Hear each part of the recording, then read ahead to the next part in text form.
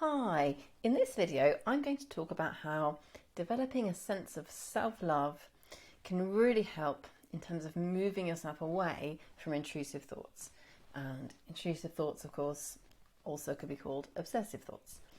It's also worth saying that this approach to self-love in this video would also be helpful for moving away from any kind of negative thoughts that are repeating and that you want to move yourself away from.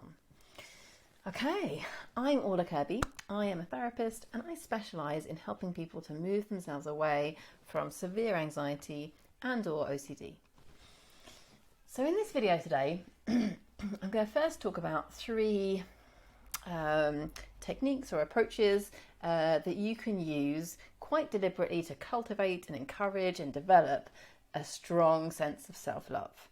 Now, of course, self-love is complex and big, and there's lots and lots of things that would help here, right? And in particular, if this is something that's a real area of struggle or problem for you, then I absolutely want to kind of caveat this right here by saying that I really recommend therapy in that case.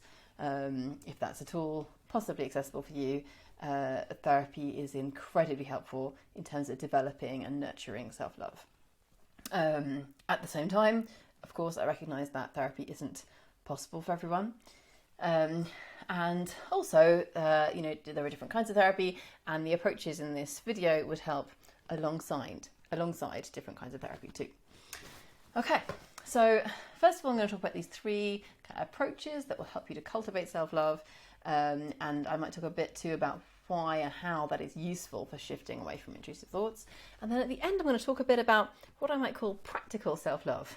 So self-love in terms of changing what's happening in your life in a self-loving way. Okay, so first of all then, the first of these techniques that I'm going to talk about, or maybe first I will talk a little bit about what the relationship is with intrusive thoughts, right? So intrusive thoughts tend to be, and now I know this is so big and there's a wide variety of differences here, right?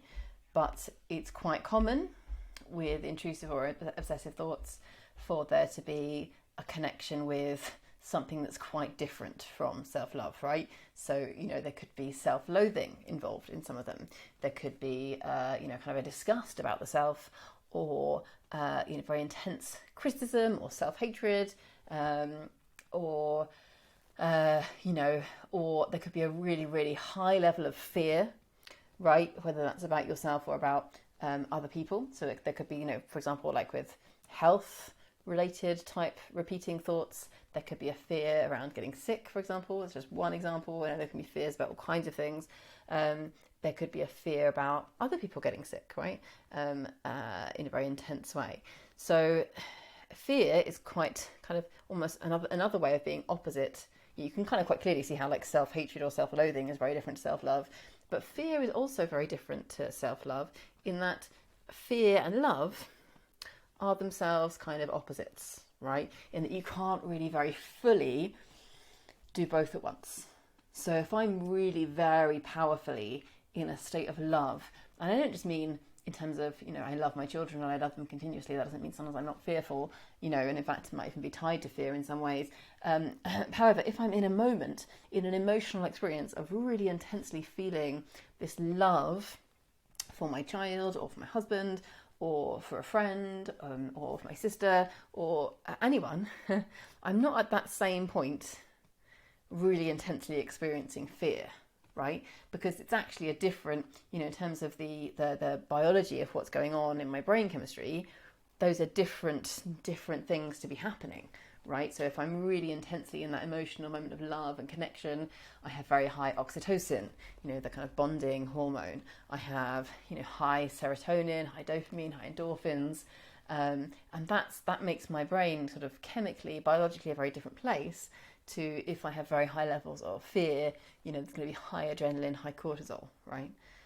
So that's a very different landscape in terms of just the chemistry in your brain. And so in that kind of way, we can see them as quite opposite to each other, right? So both both in terms of, moving into a state of love is going to help you move away from fear, and moving into a state of love, and particularly self-love, is going to help you move away from self-hatred and self-loathing, right? And that would cover a really wide extent of repeating obsessive thoughts, I think. And I'm sure that, well, I'm not sure, because who's sure, right? But I think probably there would be a similar sort of process of thought you could apply to anything that doesn't quite fit there, right? Any kind of repeating thought that is problematic is going to be very tied to, that early mind, the lizard brain or chimp brain, you might have heard it called. And if you'd like more information on the different parts of the brain, you can go to orlakirby.com/how your brain works for kind of a clearer understanding of that. But yes, any kind of repeating, obsessive, intrusive thought is going to be very tied to that early brain and the fight or flight or freeze response, right? So in some way, it's either going to be tied to a fight type, fighting danger, off, running away from danger, or freezing, which is kind of associated with maybe hiding from a danger or playing dead, right? It's kind of a last resort option if you're not able to run away or to fight. Simply because of that, right, all obsessive intrusive thoughts are going to be quite tied to fight, flight, freeze. Therefore, we kind of know that a state of love, where you're really active in your whole brain in this quite different way, where your kind of full brain comes together and you're feeling very connected with a sense of compassion, and you're using your brain in this large, full way, and you are creating a lot of oxytocin. That kind of state of love is very different, right, from a fight, flight, freeze led state or thoughts that are associated with those kind of states. So it's an entirely different way of being to step into. So it leads you into a different inner thought landscape, right?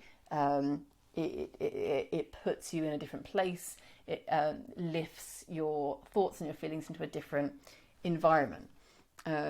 So that is the kind of explanation of why and how this can be so helpful for moving away from intrusive thoughts. So in terms of how you do it then, very briefly, I might make more videos when I go into more detail in each of these, but the first thing I'm going to talk about here is a golden light technique, right? So this is wonderful, and I will do a whole video on this at some point because I love working on this with clients, and I found it really helpful myself and with other people. Now, I used this originally because I read about it in a book. I'm struggling to think what book now. A Path with Heart, right? It's kind of quite a famous meditation book by Jack Cornfield, I believe. I think I got it from there. And it's essentially a technique that I think is derived originally from Buddhism, where you surround your whole body, your whole self, with like a glowing golden light, right? And the way that I do this anyway, you're kind of imagining like a flickering light, so not necessarily like a steady fixed thing. This is a light, so it's moving. If you think of how a candle flame would move, or a fire, the flames of a fire, that kind of gentle movement.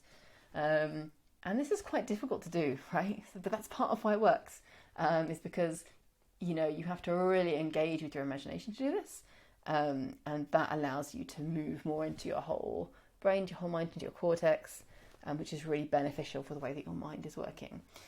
And you can also do this with other people. So, in fact, sometimes, particularly if you're quite connected with negative feelings or thoughts to do with yourself, it's actually easier to first practice this with other people, and particularly people that you're very close with and that you have a very positive or trusting relationship with. So if you have children, almost the easiest way to do it is maybe with your children, right? And particularly like with small children, if they're going to sleep, that's the exact sort of feeling we're going for here, right? Like, oh, I love them so much, right? So you would look at say in this instance, your child, and I realise not everyone has children, I'm not trying to be exclusive, but just to give the example, and you would surround your child in golden light, right? And this is a symbol and a sign of your love and affection for them. And so there's a feeling to it too, right? This isn't just an intellectual thing. This is kind of an embodiment of your feeling of love and care and attention. So there's a warmth to it, there's a feeling to it, right?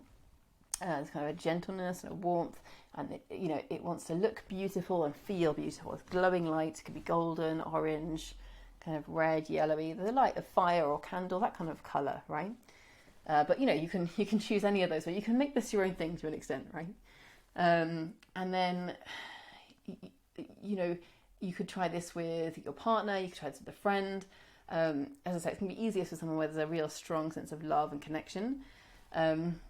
But once you've done that, you could also practice it with strangers in the supermarket queue, or whoever, right? And there you're more connecting with that kind of general love that we feel for all people, right? In that if someone had a heart attack and you didn't know who they were, presumably you would still phone for the ambulance, right? You wouldn't be checking out, what kind of person are they? Do I think that I like them? You'd just be ringing the ambulance, right? This is quite a strong feeling for all or most of us, that we have this kind of connection to other people and that we care about other people. So you're tapping into that in this instance, if you're doing it with someone who you don't know or you don't know that well.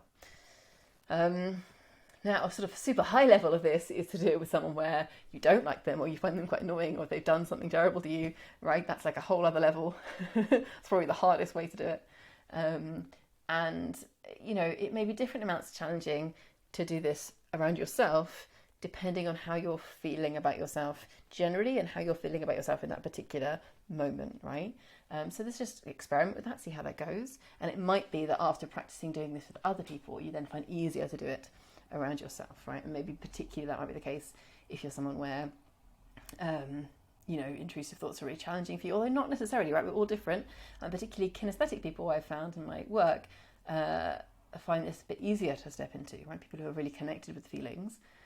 And it might be that in that case, you might maybe rather go for a warmth. You might rather go for how it feels. Think of these people, imagine them being surrounded in warmth. Or if you're more auditory, you might have them surrounded by a song. That sounds kind of strange, right? But you might imagine the sound of a song all around them, or the sound of clapping or applause. I had one person go for, because she was very auditory, very kind of sound-led. So yeah, I would encourage towards the kind of the visual element as well, because I do think that's beautiful. And you can combine that with these other things, with feeling, with sound, but experiment, right? See what works for you. We're all different. Okay, so once you kind of get the hang of this, another thing you can do is actually imagine yourself surrounding golden light, and that you're kind of sending the golden light out from yourself and then surrounding another person or other people in this golden light, right? And you can practice this with two people with you both knowing that you're doing it as well, and that can be kind of lovely. So you can have, say, your partner put themselves in a relaxed state and use breathing, and then you surround them in golden light, right? And then you could do that for a few minutes, and then you swap the other way around, right? That could be very lovely. So that is one way into a connection with a sense of self-love. And it does take practice, but I think it's a really useful, wonderful thing to practice. Another way in self-love, I just want to briefly mention this because this isn't something that I'm trained in, but I'm just mentioning it because I think it's so helpful. It's something that I discovered myself as part of a program that I'm doing. I'm doing Denise Duffield Thomas's Money Boot Camp, which is kind of like a program around changing how you feel and your thoughts and beliefs around money. Which is a really amazing thing that I'm doing. And she introduced me to the idea of tapping and the practice of tapping, an emotional freedom technique. So I will put some links in the description below to YouTube videos on tapping for people who are trained in it. But I just wanted to mention here that I think is also really useful for gently connecting with a sense of self-love. So that is worth investigating as well. And then lastly, I want to just mention affirmations. Now, not everyone loves affirmations. People, it's a little bit of a Marmite thing, but definitely they can be really useful for connecting with a sense of self-love. And it might be that you want to do some relaxation first, do some sort of hypnosis and relaxation work if you're not getting on with them first of all, and then go back to them. This is where you would just repeat very simple statements to shift yourself in a certain direction in terms of your beliefs and thoughts, right? So if you're having, intrusive thoughts or obsessive thoughts that center around self-loathing or self-hatred or negative feelings towards yourself, or feeling like you might have done a terrible thing, or, something, then, I don't know, of course, there's so many different kinds of obsessive thoughts, they wouldn't all be like that. But any kind of obsessive thought, as I've said earlier in the video, it's going to be linked to fight stuff, and which is necessarily a little bit disconnected from any kind of love, right, including self-love. So in order to kind of promote a sense of self-love then, which can be quite a powerful kind of antidote to more early mind-led thinking, you could say to yourself, for example, one that I use, I am brilliant, bright and beautiful, right? Got that from a book, I think maybe a Jen Sincero book. It's just a very simple one, isn't it? It's easy to remember. I am brilliant, bright and beautiful. Or people would have different ones. You know, you could almost say anything. It wants to be simple, positive and present tense. Those are the main kind of ingredients. And something that for you connects with a sense of self-love or feeling great about yourself, or kind of the idea of that, right? Even if that feels a bit distant right now, how would someone feel if they were really strongly connected with a sense of self-love and really felt great about themselves? What would they say? How would they explain that? How would they? And then, you know, form an affirmation based on something like that. Or another thing you could do is take something negative you feel or think about yourself and flip it into the opposite thing. What's the real strong opposite for you that feels great, right? And then with an affirmation, basically you would just repeat this 10 to 12 times each morning, because so to let it sink into your subconscious mind. And it wants to be simple so you can remember it easily. And then you're going to redirect to it, right? So you get a thought that you want to redirect away from, and you simply shift to this way, right? So you use breathing and you put yourself in a state of hypnosis. And again, if you want to learn how to use hypnosis, you go to orlakirby.com/learn to meditate. So you can use breathing, you can use ID focusing, you can use other techniques to put yourself in a calmer state. And then just decide that you're going to say this to yourself instead, right? Instead of saying the other thing you were saying, I'm going to say this to myself. And it's okay to redirect continuously, right? It's okay to go back and forth,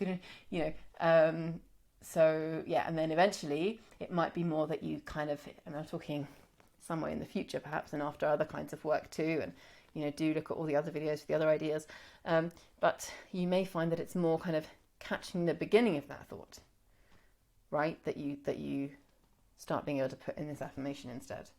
And the point of the affirmation isn't really to lead to itself, although it can feel really great and be powerful in and of itself, but it's to lead you into a different way of thinking and feeling, a different state, accessing more of your mind, the more creative, rational part of your mind, right? So it's really more like a doorway into a whole different way of being. Okay, so that's affirmations. Yeah.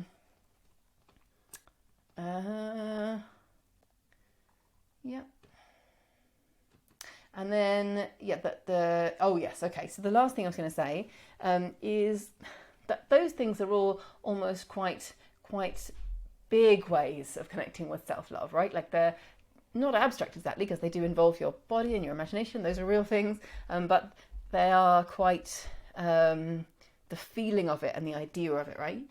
Now, another way of approaching self-love, and I think it's important to include this, is what are we actually doing in our life, right? So another way of being loving towards myself is to allow myself do some of the stuff that I like, right?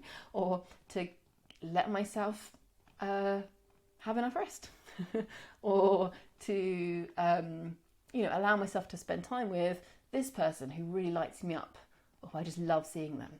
Maybe spend a bit less time with this person over here who, every time I see them I feel pretty terrible afterwards, right? Or who doesn't treat me very kindly. Self-love, and it's kind of almost an overused word at this stage, but it involves boundaries, right? Like saying yes to this, saying no to that, thinking about the structure of your life, and a good way into this, that's huge, right? And therapy can be really helpful here in terms of working out what that looks like and feels like for you, because sometimes that can be difficult to determine on your own. But ways into this would be, just really brainstorming about what are my strengths, what are my passions, actually right in the middle of a page, what are my strengths and skills, and another page, what are my passions and interests, right? Just write down everything that comes to you, that occurs to you. Is there anything that I used to want to do, or that I wanted to do as a child that I haven't done? And maybe I could have a go at it, right? Did I always want to learn to play piano? Or did I always want to go diving? Or whatever, right? Whatever random thing that is. And then, a little bit also thinking about the future. And I know that if you're experiencing very, very, a lot of high-level stress and anxiety, this can just feel like too much, right? So don't do this if it feels like overwhelming, or like I wouldn't want to do this. There's all different levels and extents. of OCD and of anxiety and of intrusive thoughts. So I absolutely wouldn't want to push you towards something that feels overly challenging or like too much right now. So be your own judge here. But something that, can be helpful, or eventually will be helpful after you do other work, will be to imagine the future. Like, what do I want my life to look like in 5 years, in 10 years? What do I believe in? What kind of person do I want to be? What are my values? What's important to me? What do I want showing up in my life? What do I want to be doing? Who do I want to be seeing? Where do I want to be going? And just some real big thinking about this, right? Maybe make a vision board, or mood board, dream board type thing, or write stuff down, or talk into a recorder, where you really form a vivid idea of what exactly you want. Or another way is writing this every morning, simply sort of starting with I want, and just writing a page like that, where you're imagining the future in this wonderful way each morning. And then it can be a bit less, sometimes you can feel a bit less self-conscious because you're still in that kind of sleepy, slightly relaxed state. So that can be a way into connecting with it too. So I would try that, and then if that feels like too much, maybe back off and do some of the other things in the other videos and come back to that later along your journey. But that can be also a really powerful way of connecting with self-love, because if you think about someone else, and if I love my partner, I'm going to want him to be able to do things that are important to him and see people who he enjoys seeing, and so on, right? And have enough rest, for example, right? So we can see that quite easily with someone else, and then that applies to me too, right? Like if I'm loving myself, ways of connecting with that, but also just kind of evidence of it, right? Just it existing also means those things, right? Allowing myself to see people I enjoy seeing, and allowing myself to have enough rest, and allowing myself to do things that I'm interested in. And it also comes into, these kind of like big dreams and goals for the future, because that's another way of engaging with self-love, is to allow yourself, again, the pleasure of daydreaming and imagining it, and then allowing yourself to think, okay, that's where I want to be, and this is where I am now, and contrasting and thinking, what are the small steps, right? What will be the first small step that way?